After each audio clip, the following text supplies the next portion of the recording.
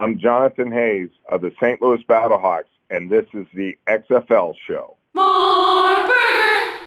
For the love of football! For the love of football! For the love of football!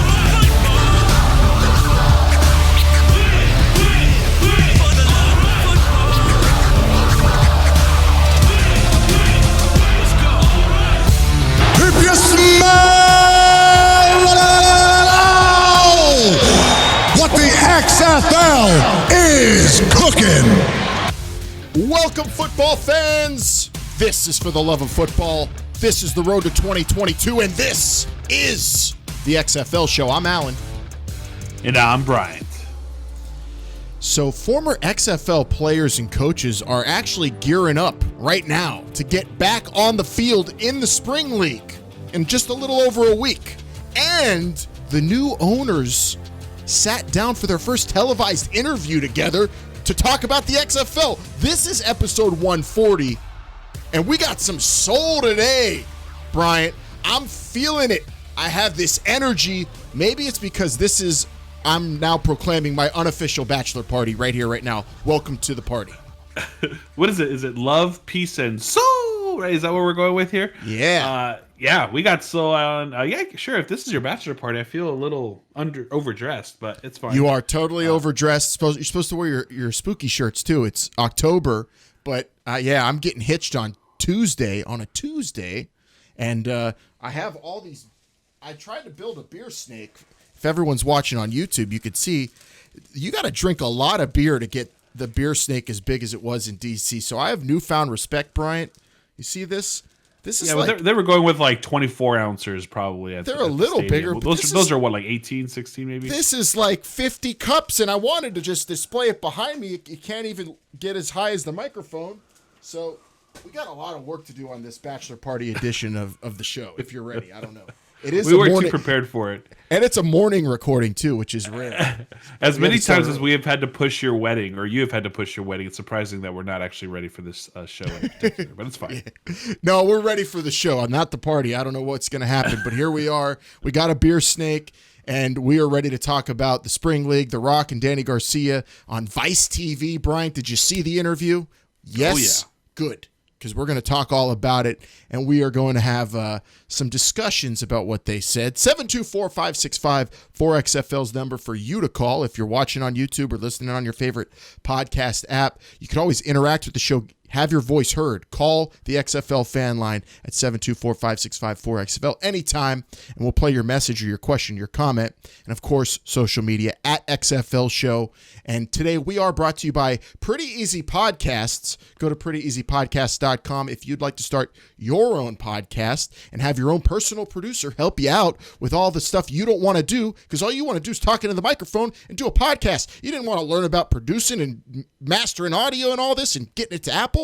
So go to prettyeasypodcast.com and they'll take care of it for you, because they have a motto, and the motto goes, how, Bryant?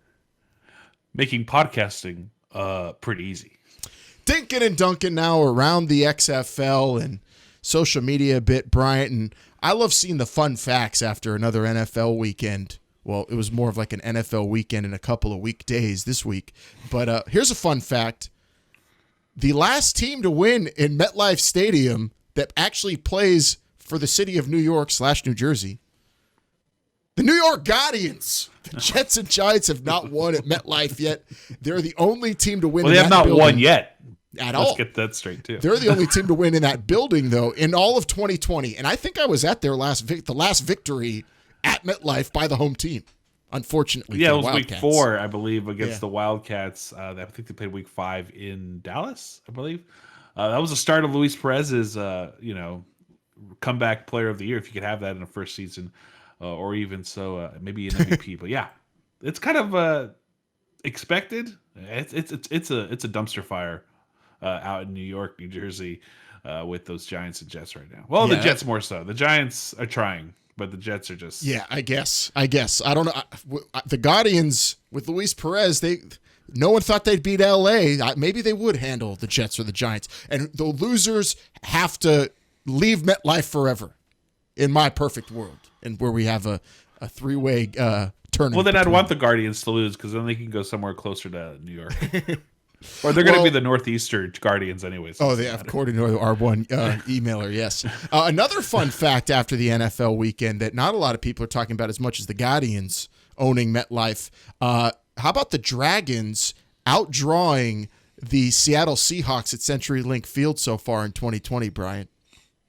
To no fault of the Seattle Seahawks, though, obviously. But more people have watched the Dragons in person in 2020 than there have watched the Seahawks at home. Bet you wouldn't ever guessed that in February. Well, wouldn't that be most? I mean, yeah, sure, Alan. Where's his dad jokes coming from? I don't understand, but it's fine. Well, I don't know. It's part of the Bachelor Party vibe, man. We're having a good time telling Bachelor stupid Party jokes. is dad. Telling stupid jokes. I wish this was the right podcast to talk about dumb bachelor parties you've been to. Yeah. Oh, yeah. This is not that podcast. We're talking about more wholesome stuff, like Pep Hamilton. Did you see him on TV? They shows some shots. They of him. praise this man all over the place. He's Pep getting Hamilton. all Such a kinds great of man. love for the job he's doing with the Chargers and helping Justin Herbert off to a blazing rookie start. Got him so prepared for that game. Totally prepared to almost beat Tom Brady and then almost beat Drew Brees. Have you ever seen a rookie almost beat two legendary quarterbacks like that back-to-back weeks? Never. Maybe Roethlisberger. Not Would since probably Big the only Ben, one that maybe. but Big Ben as a rookie, those guys weren't legends yet. So no, I don't think it. And Pep Hamilton, though, wearing the shield, I saw him on the sidelines. I freaked out and texted you watching that game against the Saints and saying, man, he is doing a great job. So if we're talking XFLers in the NFL, Pep Hamilton probably top of the list. Donald Parham, we talked about his touchdown as well, but we'll get into the Chargers, man. The Chargers overall, they got a lot of XFL They vibes. were watching. I'll tell you what, they were watching. Absolutely. We'll talk more XFLers in the NFL coming up. Last week we talked about the Spring League, Bryant, on social media. A lot of people reacting to the Spring League's schedule being released and all the news we're going to talk about for that league coming up. But the overall reaction to our show last week and people just talking about the Spring League in general, people feel perplexed that the Spring League's playing in the fall, but everybody's waking up to the fact that football is wanted by the people, and you got to give the people what they want. Everybody recognizes that, it seems, on social. Well, that's what. Yeah, there's always a niche for people who want more football during the week. Anything to consume their time, noise in the background, something to bet on if they can. There's so many reasons why people want more football. The Spring League playing in the fall is a little weird. It's a little awkward. But at the same time, how many people knew that the Spring League played in the spring? Really? Because this is going to be the first time they're really televised. So it might be a question that they ask themselves. But I think overall, many people are going to tune into this just for curiosity's sakes. Oh, absolutely. And they had a lot of cool announcements this week that we're going to get into. Team names, players, coaches. You're going to want to keep an ear out coming up on the show here for that, and then get ready because just in a week from next Tuesday, they're going to be on FS1. I'm personally hyped for this now that we've seen some of the names that are going to be involved, and it's going to be a lot of fun, I think. We will get back to it, though. What about The Rock, one of the owners of the XFL, Bryant, reaching over 200 million followers on Instagram, and that seems like a big number because, well, they're telling us that he's the most followed American male in the world. That means he's the most popular male on all of Instagram hailing from the United States. It's a lot. Well, if you really think about it, he's top 3. So number 1 is Instagram is the most followed account on Instagram, which that's like following Tom on MySpace. But everybody gets that. Also, that Instagram really is not gendered, correct? Yeah. This has to be a male from America. That's very true. Number 1 is Cristiano Ronaldo. That's the number 1. He has 240. Oh, The Rock will catch up to him, especially with us talking about him every week. 203 million, and then The Rock, Dwayne Johnson, 200 million. Whew. That's just millions. So and millions of Instagram followers. You already know how big The Rock is. I don't have to tell anybody he's the biggest star in the world, but then you see the numbers, the data's actually there. And then if you're someone at Fox or ESPN or whatever television network they talk to, if you're a player, if you're anybody who's being approached by the XFL, you see that and you say, damn. I mean, there are followers, there are viewers, and there are people that are going to gravitate towards this brand simply because of this man with his 200 million plus followers. Legit, Alan, this is not something I'm making up. Data. The Rock, in his contracts for like movies, there's like lines in there that pay him like $1 or $2 million to promote the movie on his Instagram feed. Like that's money. That's free advertisement that the Rock's gonna be giving the XFL. That's worth millions and millions of dollars. That's huge. And if you don't think so, I don't know what you're thinking, because the Rock having 200 million followers, him doing a little tweet or a little Instagram post at the XFL is gonna be huge. Going to be big. I'm telling you, huge, because as much as we love Vince McMahon as a promoter and the machines that he manipulates, this kind of social media power is different. It's a different audience for the XFL, really, that's going to be getting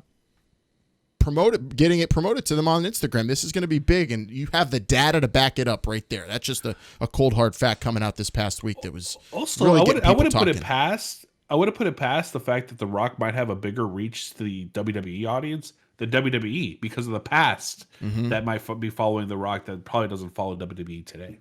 For sure. It's just a different and more bigger reach for The Rock and the XFL now.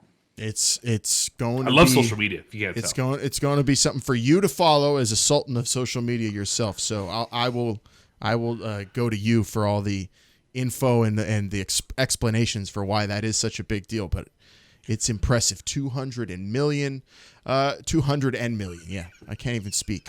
I'm trying to pick which Pep Hamilton. Did you sound finish to play those right beers here. in that beer snake this morning? You see how many beers this is? This is a lot of beers this morning. Did I drink them all today? Maybe. You be the judge, gentle listener.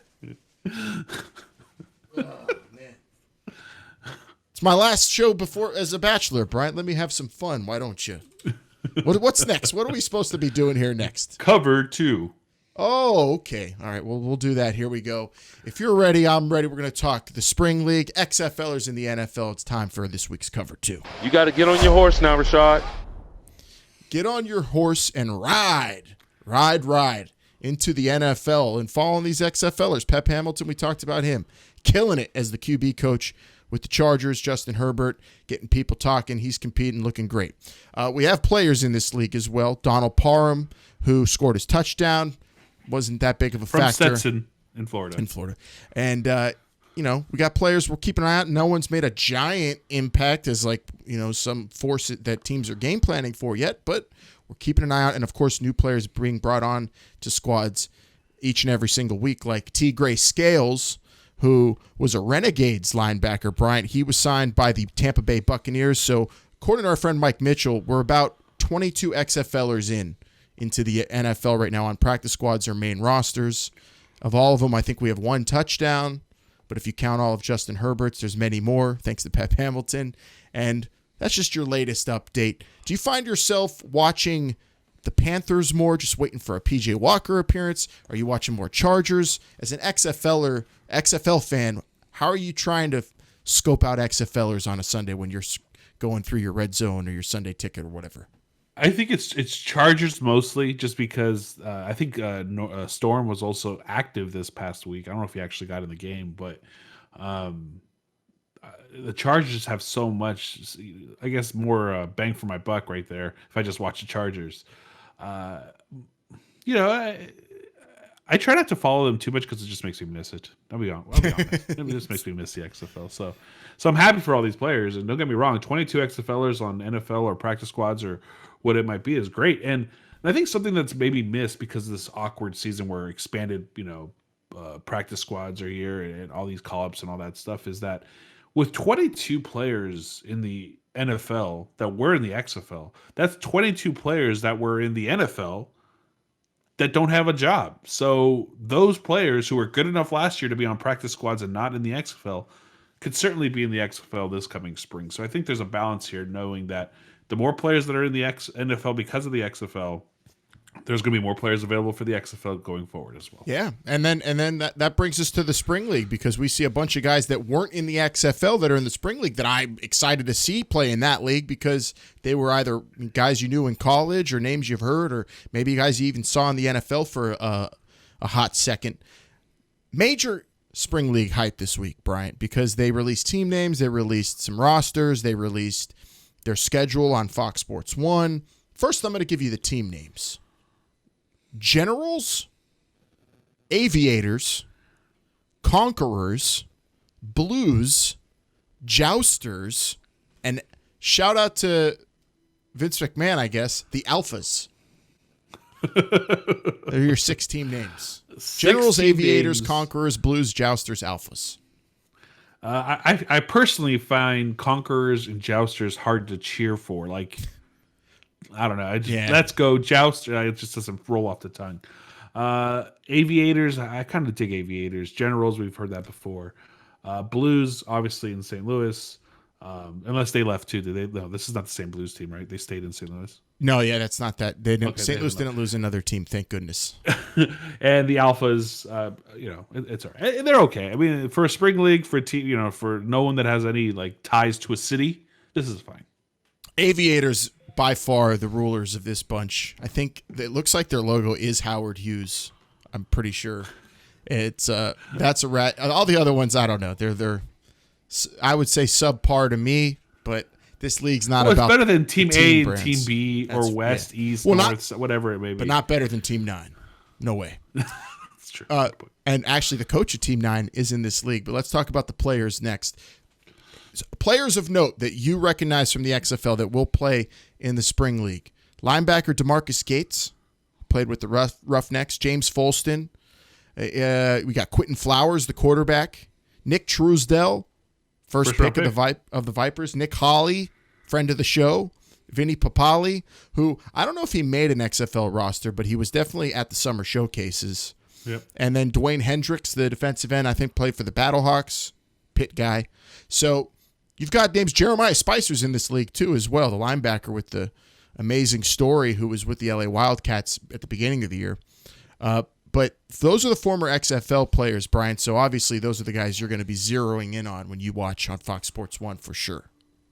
Didn't I see? I thought I saw Jacques Patrick too was on one of these rosters. I might have missed that. I might have overlooked that or something. But yeah, a ton of talent that you're going to be able to watch. If you miss any of those guys, you can get to see them again. They look like they're staying in game shape, so that's a good sign for 2022 as well. Yeah, there could be more XFL players I was hoping for in this league, but we're going to see some guys that definitely I felt like had a shot at making practice squads that are going to be still fighting for that dream to keep playing. So that's great to see. And we're also going to see some big-time college quarterbacks in this league. You got J.T. Barrett, Shea Patterson, Zach Mettenberger, former AAF quarterback, who I believe played with the Express. He was at one of the summer showcases. So the Spring League does have some talent you'll recognize, whether you're a college fan, XFL fan. It's definitely going to be worth watching. If anything, the reason to watch is that Jerry Glanville is a coach in this league, head coach of the Conquerors. It's Jerry Glanville. He should be the coach of the Aviators. He's going to be wearing them during the games, but he's the Conquerors coach. I don't know. Go figure, Bryant. Jerry Glanville. I was a few feet away from the man in LA when they played it. It was kind of I felt like there was like this this glow around him being that close, wearing an energy, his snakeskin boots. So that'd be fun. I'm very interested in watching this and actually seeing all these familiar faces that a year ago I had no idea who they were. Yeah, and if you followed the XFL intensely like we did, you're gonna really be hyped for this. I mean, you've got, of course, Jerry Glanville's the superstar that we all love and recognize, but you also have the Houston Roughnecks undefeated defensive coordinator Ted Cottrell. He'll be the Blues head coach in the Spring League. And then Team 9's head coach Bart Andrus, who was in charge of managing Team 9, the mysterious team no one ever saw play. Undefeated. They were undefeated. He's the head coach of the Generals. So you have players and coaches from the XFL involved in the Spring League, and all the games will take place at the Alamo Dome in San Antonio. And the first game, Tuesday, the 27th of October, 8 p.m. Eastern kickoff on FS1. Bryant, I am actually geeked for this just because it isn't XFL football, but it's some of our favorite guys, and it's just more football in the middle of the week. It's not what we want, but I think it'll suffice for me for now. the spring league in the fall. I'm happy. It's not what you want. Well, they're going to give it to you right now. Isn't this your wedding day, sir? No, mine is the 20th. This is a week after my wedding. Oh, the week after. Gotcha. Yeah. Okay, yeah, that's forward. Okay. Yeah, no, more football. Can't complain. I'm not complaining. If anyone is complaining, they're just stop. Yeah, and I'm hyped for this too because it is the day before honeymoon too. We take off for the honeymoon, so I'm going to be there live watching this Tuesday night, the 27th, 8 p.m. on FS1. That's the spring league, and good luck to everybody in this league. Hopefully, everybody leapfrogs into the NFL or the XFL from here. It's going to be for sure a scouting adventure for those of us who nerd out on that stuff. I think it would benefit the XFL to partner again if they can with the spring league. I don't know if they how their relationship ended with the whole bankruptcy hearing, but they could use the spring league as almost like a buffer for players to stay in shape until the XFL is ready to play in 2022 for next year. If the spring league's willing to put a season together like this, and they're going to get paid on television and whatnot, it might be worth looking that up and maybe seeing if the spring league wants to kind of almost help the players stay conditioned until 2022. Yeah, there could definitely be some sort of relationship, hopefully, where it's a scouting combine type deal or a testing ground like it was. Hopefully that relationship is still there. We haven't heard. There haven't been any details on partnerships yet from Danny Garcia and The Rock, but they did talk a lot about the philosophy and the intent behind them buying the XFL, and that's what we're going to get into. It's not a whole lot was said in this first interview, but enough for us to have a fun time here at the end of the show if you're ready. I am ready. It's time for this week's Hot Read.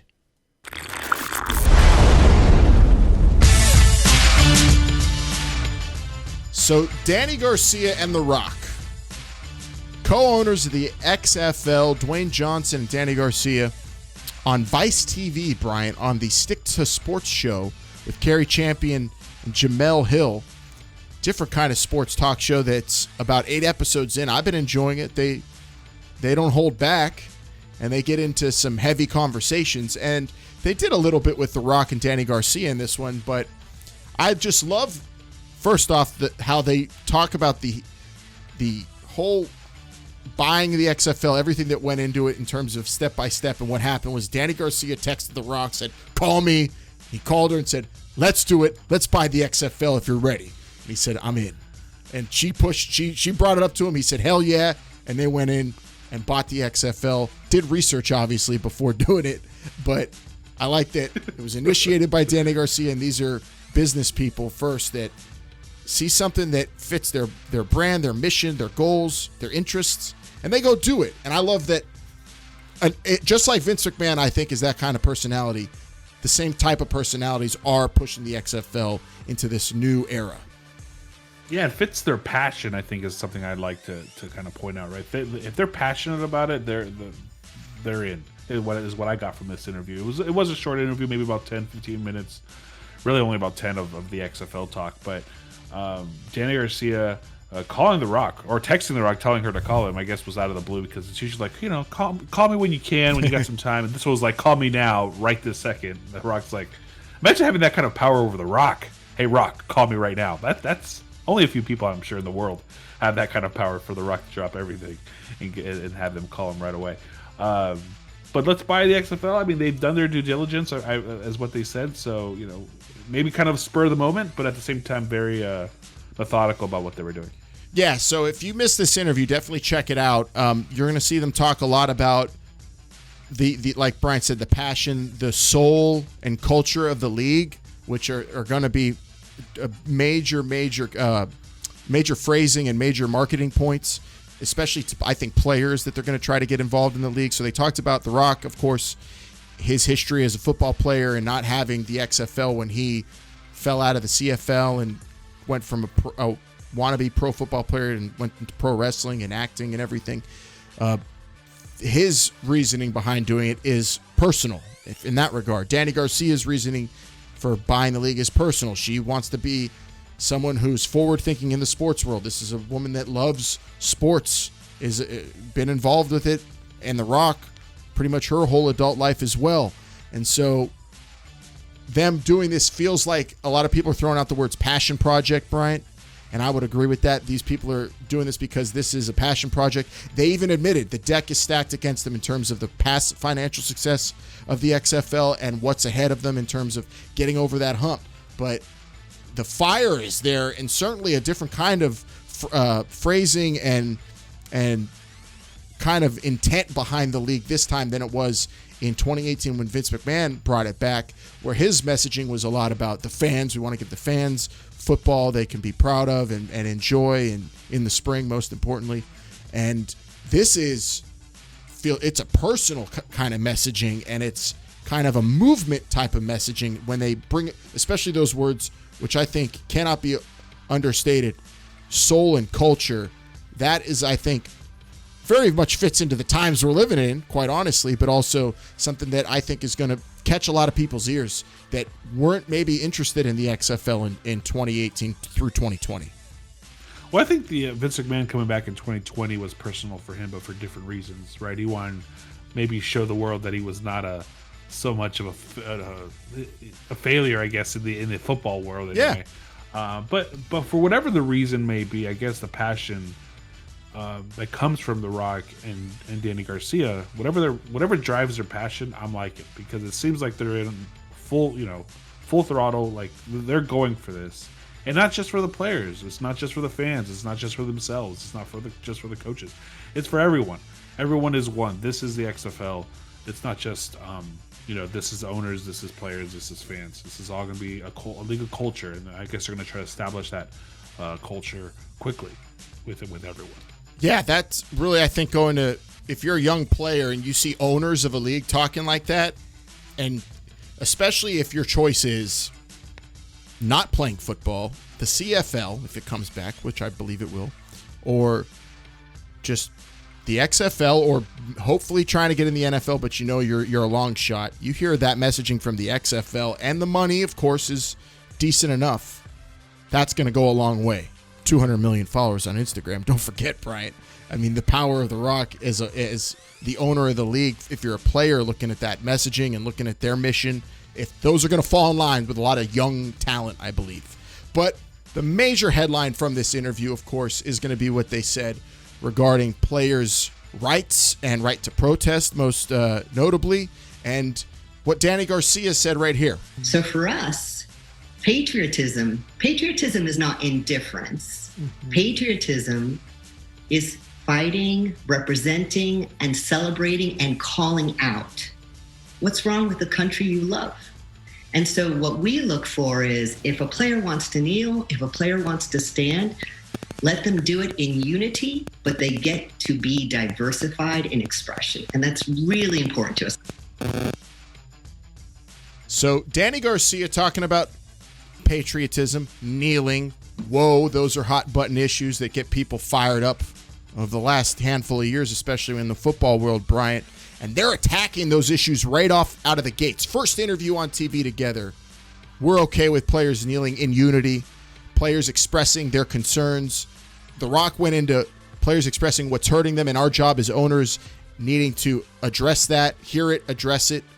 And whenever you find someone in pain, he said, you reach out to them and you help them. I mean, you tell them, I hear you, and you go and you actually show that you're concerned with them. It goes a long way.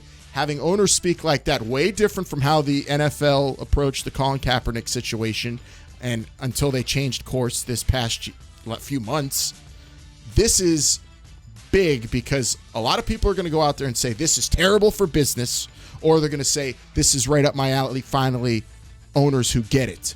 So it's a split kind of sports world. A lot of, it's a lot of people find this issue black and white. I personally don't, and I personally love the approach that they're taking, where they really do go out there and are speaking directly, I feel, to players and saying, we are concerned with you, and we want to make sure this league is all about you and us together as a collective, because it won't succeed without the whole league being on the same page.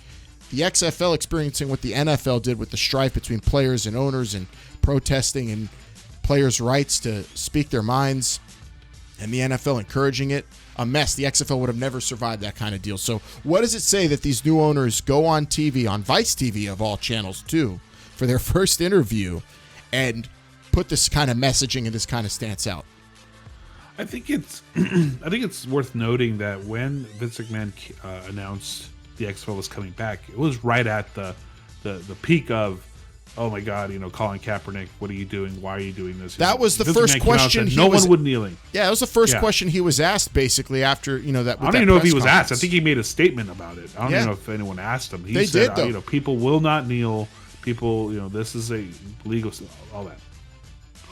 Whatever your choice is, and I'm not going to get into the whole political matter of like, should you allow this, should you not, whatever. That's not mine. That's not what this show's for. At least not for me. Whatever your choice is, if you don't think that it's okay for players to kneel, you are now in the minority of people who watch sports. And I get it. That's your choice. That's totally fine. But this is the way things are going. It's happened in baseball. It's happened in basketball. It's happened in hockey.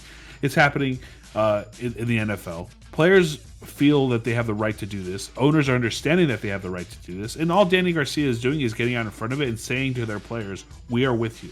We are not going to battle this. We understand. We want you to be accepted into this culture. We want this all to be in unity, whether you do or you don't. Everyone has the right to choose what they want to do. That's all it is. That's all this is Danny Garcia saying they are with the players that are going to be here for you, not just as entities, but as actual partners in this journey. Yeah, sure. There are still a lot of people that get ticked off if they see a lot of people got mad at how the NBA, as fans, how the NBA approached social issues in the bubble. But like you said, those people, I believe, are in the minority now, especially when you consider the XFL has to be concerned with the players as much as the fans right now because they have no players. How are they going to get players in an age where players are more and more, and a number of them growing, socially conscious, concerned with that kind of stance the league has about that? And even if the players' hands are tied because they got to play where they can play and where they have their availabilities, even so, the XFL can't alienate them and be this hardline type place that might not be a friendly place for players to play. So I'm all for the messaging Danny Garcia had when it came to patriotism. And then The Rock speaking just about helping people who are down and out, hard times. The Rock knows how to speak to those kind of people and get them fired up. So I just feel more and more, we've only seen little tweets and social media posts, and now we saw a full interview. This is messaging very much geared towards players and recruitment. That's what I'm going to keep saying each week because that's what I'm feeling, the vibes I'm getting from Danny Garcia and The Rock as they promote and start speaking more and more about the XFL in their first TV interview. It really is, and I fully expect the XFL to have some sort of player retention program or player sign-on program where perhaps they offer after football guidance, for some players, things to bring them in to the league. As much as the XFL 2020 was geared towards the fans, which I loved as a fan, And I don't think the XFL 2022 is not going to be geared towards fans. I think they're just trying to bring in the players as well. The Rock, being taking this somewhat personal, wants to make sure players are taken care of, and I get it. And it's fine. Yep. But as Vince, who's not here this week, would say, what about the money? And of course, we're waiting to hear that, and that'll be a big factor. But I do believe, as much as money rules the world, these social issues and addressing them, you can't avoid them anymore. As a league, as players, it's very difficult to do it, and it's easier to just go out there and show your stance and be honest with people, and that's what they did in this Vice interview. I wish we would have got more in terms of the football ops side of things, but this was on Vice TV. It was on Jemele Hill and Cari Champion's show. They're much more socially conscious end of sports. That's their bread and butter, and that's what they do, and that they do it great. And that show's pretty awesome. I'm enjoying it, and it's pretty good for such a low budget show. I can't wait for them to come back. Actually, I'm going to watch a lot more of that. Cari Champions, she doesn't hold back. Damn, I didn't know she could. Oh yeah, she could kick ass on the microphone. That show was going for that. We'll get the football up stuff, all that kind of info. I'm sure in the coming interviews we'll get from Danny Garcia. Well, Danny Garcia is going to be on ESP. What is it? The conference that's coming up next week, I think it is. Yeah, she'll be in that ESPNW conference that we're going to keep our ears out for, and I believe we could watch online the stream and see what she focuses on in that. I believe that'll probably be a lot more socially conscious type of issues, and of course women's issues. It is a women in sports conference. I doubt we'll hear anything about rules or TV contracts, but maybe a little bit about the business end of things. I'm hoping. For sure, Alan. Real quick before we do the whole thing to get out of here, I got a notification on my social media that last year, Alan, you know where we were? We were at the draft last year at this time. Oh, I thought it was to say candy shopping for Halloween candy. Candy shop. No, we were in Connecticut for the draft. It was man, good times. Oh man, a lot of pizza. Never worked so hard in my life. Chinese food. Oh yeah, a lot of coffee. Man, I never thought I'd recover for how poorly I was eating and drinking that week. Here I am. Here I am. Beer snake. Baby. Football fans, this is the XFL show. Make sure you check us out every single week here on your favorite podcast app. That's Apple, Google, Spotify, TuneIn, wherever you listen to your podcast. Give us 5 stars. Tell your friends about us.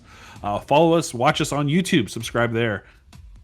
YouTube.com/This Is the XFL Show. Yeah, if you watch on YouTube page, you could see my beer snake on the screen the whole time. Careful, Alan. There. Watch our YouTube for my beer snake. And follow us on social media platforms at XFL Show. Little announcement here, guys. Next week's show going to be a little delayed because, as you've heard, this man is getting married, Alan. Congratulations. Finally, after so many years, so many delays, it's actually happening for the man. So we'll be a little bit late, maybe like a day or so. We haven't really figured it out. It'll be a Friday release. We're pretty sure, but it might be, not Friday morning. So it might be later in the day or maybe late. Unless anything major happens. If something major happens, I'll be here. Alan, I'll text him. Alan, call me right now, and then he'll have to call me. I'll just tell Melissa, my soon-to-be wife, supposed to already be my wife. The Rocks called us. I gotta do it in the middle of the wedding week. So we'll get the show done for you next week. Just might be a little bit delayed, so don't freak out. And we'll probably get some people on Twitter saying where's the show anyway. But if you're listening this week, the show's coming. It'll just probably be a little bit delayed because I got to finally get hitched over here. It's been too damn long. It's supposed to happen in May, Bryant. We were going to do an episode from the wedding. Yes, we were. Not anymore. Yeah. Well, can we do it now? I don't even know. How many people are going to be at this wedding? 10? 10 total. 15? 8 guests. 8 guests. Just parents and siblings. Parents. Okay, wow. Parents and siblings. That's it. Are you it. streaming it, live casting, anything that I can actually watch and feel like I'm there? For friends and family, possibly. I don't think we're going to make it available. I tried to say let all of our listeners for the Twitch. podcast watch, maybe put it on my personal Twitch, but no, I got shut down on that. It's going to be privately streamed, but yeah, I'll have a link for you. Good brother. Oh, nice. Coming. Okay, man. Well, internet congratulations, sir. If you have any well wishes, make sure you call that fan line and let Alan know how much you appreciate what he does. And now he's getting married. To congratulate him. 724-565-4XFL. Congratulate my soon-to-be wife for dealing with all the nonsense she has to hear me and Brian on the phone or chatting and me laughing out loud and her saying, "Oh, did I say something funny?" No, it's just me and Brian prepping for the show. And then she says, "Oh, I thought you loved me." I said, "I do." But it's the XFL show, and we're still doing it, and we're still on that road to 2022. We get married, we have children, and we still roll down that football road, Brian. Here we go. We'll be back next week, hopefully with some more Rock and Danny Garcia messaging to talk about. We'll see. I don't know. But enjoy your football weekend, and we'll see you for the next one. For Bryant, I'm Alan. This is the XFL show. Remember, they're listening.